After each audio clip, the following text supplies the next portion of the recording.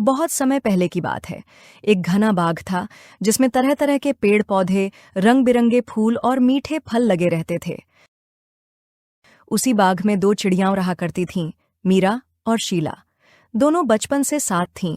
दिन भर उड़तीं, फल खातीं और शाम को एक ही पेड़ की डाली पर बैठकर सूरज ढलते देखतीं। मीरा थोड़ी चुपचाप और समझदार थी, जबकि शीला शरारती और हंसमुख। पर दोनों की दोस्ती इतनी गहरी थी कि पूरे बाग में मिसाल दी जाती थी। एक दिन की बात है, सर्दियों का मौसम आ गया था।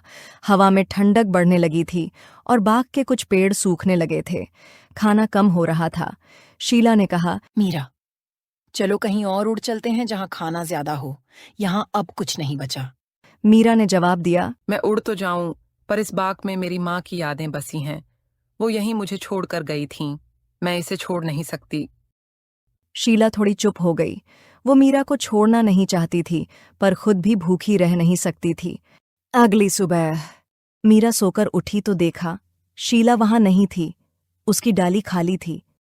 मीरा की आंखें भर आईं। उसने बुदबुदाया। शायद चली गई।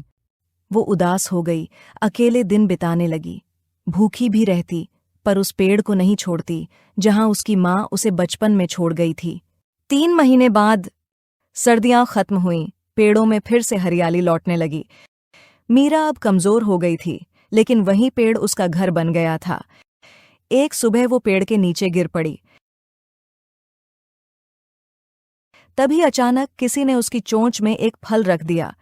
धीरे धीरे उसने आंखें खोलीं। सामने शीला खड़ी थी। उसकी आंखों में आंसू थे।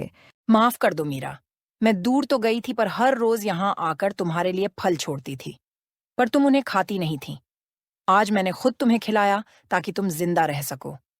मीरा की आंखों से भी आंसू बहने लगे। वो बोली, तुमने कभी मुझे छोड़ा ही नहीं। मुझे लगा मैं अकेली रह गई।